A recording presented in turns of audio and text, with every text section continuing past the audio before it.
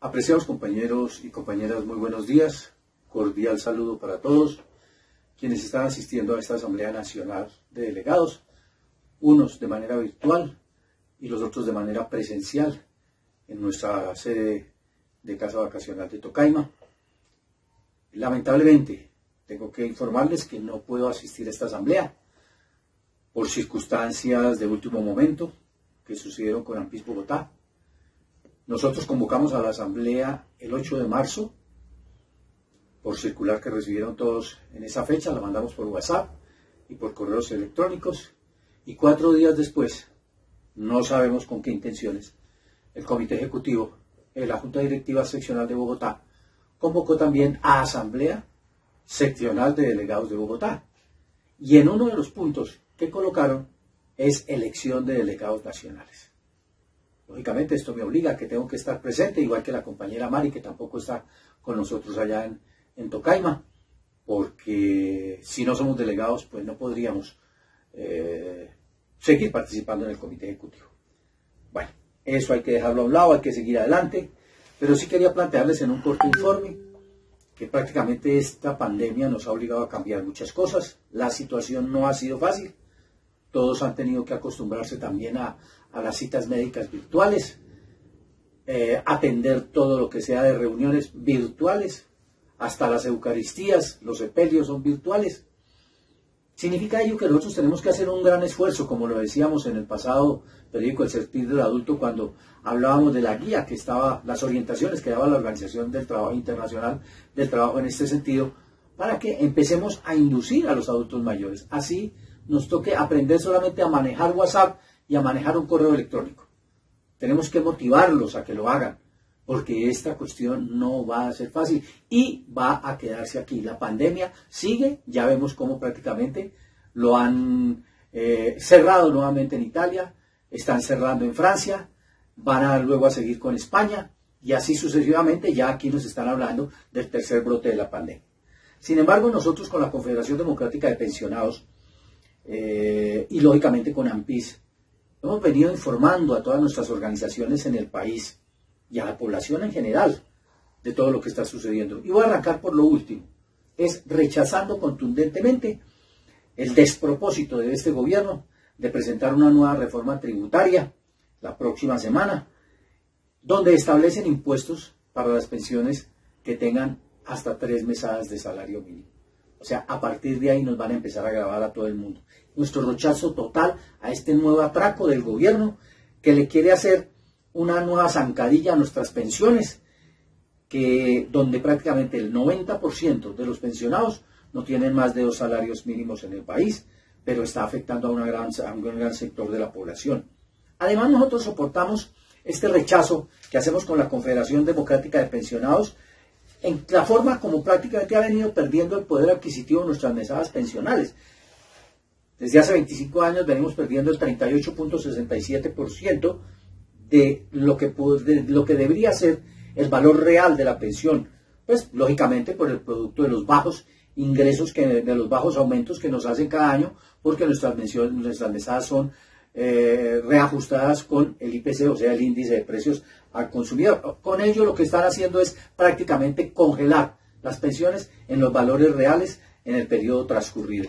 O sea que el salario mínimo siempre será más alto y el salario de quienes tenemos un poquito más del salario mínimo será más bajo. Esto significa que el gobierno no le ha cumplido a los pensionados. Cuando el ministro decía eso en reunión, que ya cumplieron, no le ha cumplido, porque el acuerdo del 2013 establece que además se debe aplicar el principio de la favorabilidad, que si el salario mínimo es más alto, nos aumenten por el salario mínimo, pero que si el IPC es más alto, nos aumenten por el IPC. Y son temas que fueron tratados en la Comisión Permanente de Concertación de Políticas Salariales y Laborales, porque el gobierno tampoco lo ha tenido en cuenta, ni siquiera en el pliego de solicitudes presentado al gobierno nacional por las centrales obreras a raíz de la pandemia el año pasado, con las centrales obreras, con nosotros los pensionados, y donde respaldamos lógicamente la realización del paro nacional el próximo 26 de abril.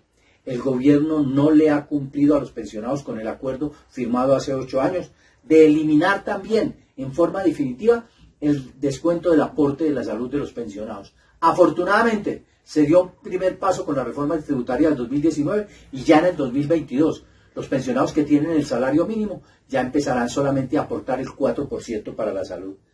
La reforma pensional y la reforma laboral, de la que tanto ha venido hablando el gobierno, pues prácticamente lo que ha hecho el gobierno es aprovecharse de la emergencia sanitaria y paulatinamente ha ido imponiendo estas reformas de carácter laboral y de carácter pensional. Son temas que nosotros, como lo hemos exigido al gobierno en nuestras reuniones virtuales, deben ser tratados directamente en la misma comisión de concertación por tratarse de temas eminentemente sociales en el país. Aquí pareciera que el gobierno quiere dejar caer sobre los hombros de los pensionados y los trabajadores la crisis económica que atraviesa el país, pero no ha hecho lo que prometió en campaña, que era atacar profundamente a la corrupción que tanto afecta en billones de pesos al presupuesto nacional. Entonces, si este gobierno cumpliera con esos parámetros, pues hombre, en nuestro país no habría necesidad ni de reforma laboral ni de reforma pensional. Lo grave de esto es que el gobierno, los señores que están pagando cárcel, les dan casa por cárcel, pero además de ello pagan 2, 3 años, máximo 4, y después salen a disfrutar de la plata porque el gobierno no ha recuperado ni un centavo de esa plata, y así lo demandó la misma Contraloría General de la República.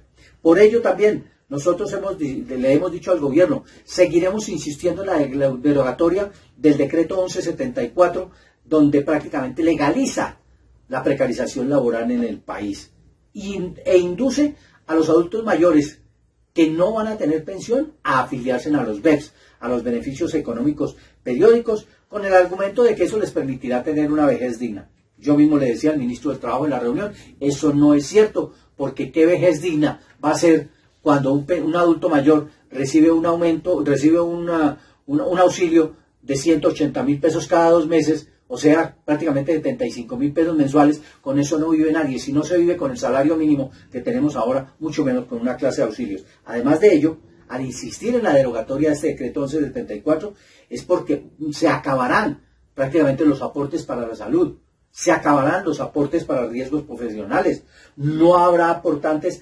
a riesgos laborales, acabarán con los aportes a las cajas de compensación. O sea que el gobierno aquí pareciera que busca es acabar con las garantías sociales que tienen los trabajadores activos y que también las garantías que tenemos nosotros los pensionados colombianos. Entonces, seguiremos exigiendo, en unión con algunos parlamentarios, la aplicación también de la renta básica para los más desfavorecidos en el país, la cual fue ratificada precisamente en el encuentro de la Cumbre Social y Política que se realizó el pasado 11 y 12 de marzo, con la participación de más de 1.000 organizaciones en todo el país.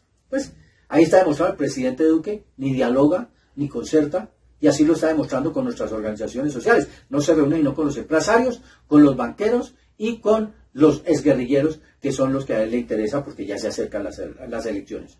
Por último, en la Confederación Democrática de Pensionados hemos declarado en estado de alerta a los pensionados y a los trabajadores colombianos, porque si nosotros en Colombia aceptamos pasivamente ese gravamen a las pensiones hasta 3 salarios mínimos, hombre, esas reformas prácticamente afectarán a las generaciones futuras, a nuestros hijos, a nuestras familias. Y el gobierno lo presentará la semana entrante con el apoyo de algunos congresistas también, que tenemos que echarles mucho ojo quiénes son, porque ya ahorita empiezan a visitarnos porque se acercan las elecciones en el 2022. Ratificamos, eso sí, que el gobierno necesita un verdadero diálogo social, como lo indica la Organización Internacional del Trabajo, llevando ese claro diálogo a un procedimiento sincero de concertación, con reales condiciones de igualdad. Si nos sentamos a dialogar es porque el gobierno representa al Estado, los empresarios representan a su gente, a su capital, y nosotros estamos representando a las organizaciones sociales. Ese diálogo social busca precisamente establecer reglas de juego democráticas en la búsqueda de acuerdos. El diálogo social es la ruta idónea para poder superar la crisis que está viviendo en el país. Pues en estas circunstancias pues hemos podido conocer el estudio de la Universidad de los Andes en días pasados, donde refleja la satisfacción de cómo funciona la democracia en nuestro país. Y encontramos nosotros que en el 2019 pues tenía un 31.4% de aceptación, y ahorita está en el 18.2% para el 2020 y aparte del 2021. Claro, pues es lógico que caiga toda esa situación de la democracia porque la gente no se siente bien representada, pero porque además la gente está mercando en los basureros y otros están tratando de disminuir comidas porque ya el dinero no alcanza. Así no se sostendrá ninguna democracia en el país. Por eso, compañeras y compañeros, hacemos un llamado general para que aunemos esfuerzos y continuar esta lucha unitaria para no permitir un nuevo atentado contra la estabilidad social, laboral y económica de los pensionados y los trabajadores colombianos. El compañero Marcos, pues en su calidad de vicepresidente, presidirá e instalará en su momento esta importante asamblea, a todo el comité ejecutivo que está ahí presente y a todos ustedes, compañeros delegados, muchos éxitos y que tengamos los mejores resultados en nuestra asamblea general. Buen día para todos.